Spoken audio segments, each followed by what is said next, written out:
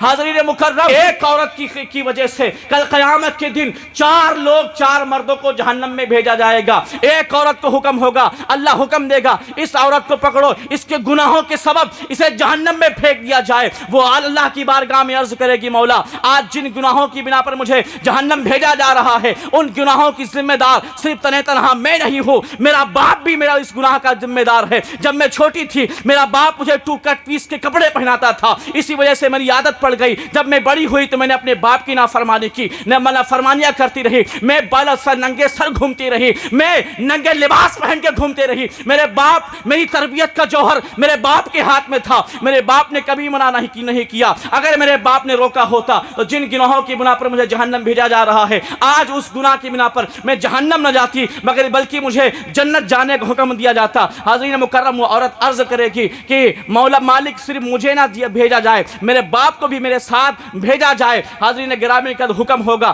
اس کو بھی پکڑو، اس کے باپ کو بھی پکڑو، دونوں کو جہنم میں بھیج دو۔ حاضرین گرامی کل پھر وہی عورت عرض کرے گی، مالک جن گناہوں کی بنا پر مجھے جہنم بھیجا جا رہا ہے ان گناہوں کا ذمہ دار صرف میں اور میرا باپ ہی نہیں ہے بلکہ میرا بھائی ہے۔ میرا بھائی، میں اپنی بھائی کی غیرت تھی، میں دوسروں کے موٹر سائیکلوں پہ گھوما کرتی تھی، میں ننگے سر بازاروں میں گھوما کرتی تھی، میرا بھائی دیکھتا تھا، میں اس کی غیرت تھی۔ اگر میرا بھائی مجھے روکتا تو جن گناہوں کی بنا پر آج مجھے جہنم جانا پڑ رہا ہے ان گناہوں کی بنا پر میں جہنم نہ جاتی بلکہ قیامت کے دن آج مجھے جنت جانے کا حکم دیا جاتا۔ حاضرین مکرم، حکم ہوگا اس کو بھی پکڑو، اس کے باپ کو بھی پکڑو، اس کے بھائی کو بھی پکڑو، تینوں کو اٹھا کے جہنم میں بھیج دیا جائے۔ پھر وہی عورت عرض کرے گی، مالک جن گناہوں کی بنا پر مجھے جہنم بھیجا جا رہا ہے اس کا ذمہ دار میں، میرا باپ، میرا بھائی ہی صرف نہیں ہے، میرے باپ، میرے بھائی کے بعد جب میری شادی ہوئی میرا شوہر اس کا ذمہ دار تھا۔ میں ایک وقت کی نماز نہیں پڑھتی تھی لیکن میرا شوہر کبھی مجھے نماز پڑھنے کا نہیں کہتا تھا۔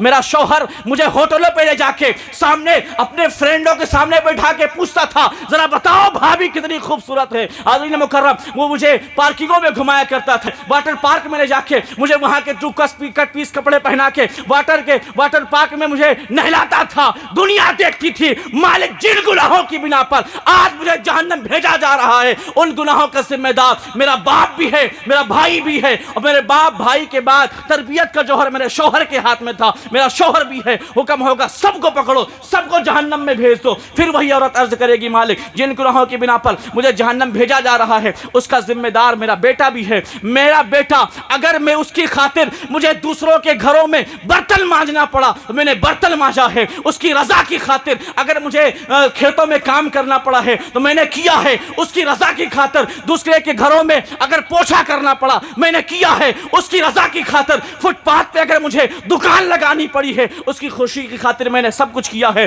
حاضرین مکرم، وہ عورت عرض کرے گی، اگر میرا بیٹا مجھے روکتا، مجھے گناہوں سے روکتا اور کہتا کہ امی جان اگر آپ نماز نہیں پڑھو گے میں تمہارے ہاتھ کا بنا ہوا کھانا نہیں کھاؤں گی۔ حاضرین مکرم، وہ عورت عرض کرے گی، جس بیٹے کی خوشی کی خاطر میں نے اتنی تکالیف برداشت کی ہے، اگر وہ بیٹا میرا ضد کرتا کہ امی اگر آپ نماز نہیں پڑھو گے میں تمہارے ہاتھ کا بنا ہوا کھانا نہیں کھاؤں گی تو میں ضرور نماز پڑھتی، میں ضرور گناہوں سے بچتی۔ مالک جن گناہوں کی بنا پر مجھے جہنم بھیجا جا رہا ہے ان گناہوں کی ذمہ دار صرف میں نہیں ہوں، میرا باپ بھی ہے، میرا بھائی بھی ہے، میرا شوہر بھی ہے، میرا بیٹا بھی ہے۔ حکم ہوگا پانچوں کو پکڑ کے جہنم میں پھینک دو۔ اے مسلمانوں، اپنی بیٹیوں کو، اپنی بہنوں کو صحیح سے پردہ سکھاؤ، انہیں کنیز فاطمہ بتاؤ۔ اگر آج تم نے انہیں کنیز فاطمہ بتایا ہے یہ دنیا بھی ان کی سنورتی ہوئی نظر آئے گی، کل قیامت کے دن یہ ہمیں اپنے ساتھ جنت میں لے کر جاتی ہوئی نظر آئیں گی۔ کل قیامت کے دن یہ ہمیں جہنم نہیں بلکہ جنت لے کے جاتی ہوئی نظر آئیں گی۔ حاضرین مکرم، تو ہدایت جس راستے پہ فاطمہ چل جائے ہدایت وہ راستہ اپنا لیتی ہے، جس راستے پہ حسین چل جائے ہدایت اس راستے پہ چلتی ہے۔ ہم دعا کرتے ہیں مولا ہمیں سیدھی راستے پہ چلا دے، ہمیں ہدایت والے راستے پہ چلا دے، مگر اہل بیت نبوت کی شان یہ ہے کہ یہ جس طرف چلتے ہیں ہدایت ان کے پیچھے پیچھے چلتی ہوئی نظر آتی ہے۔ اللہ کریم کی بارگاہ میں دعا کرتے ہیں کہ اللہ کریم ہمیں سننے سنانے سے زیادہ عمل کرنے کی توفیق و رفیق عطا فرمائے۔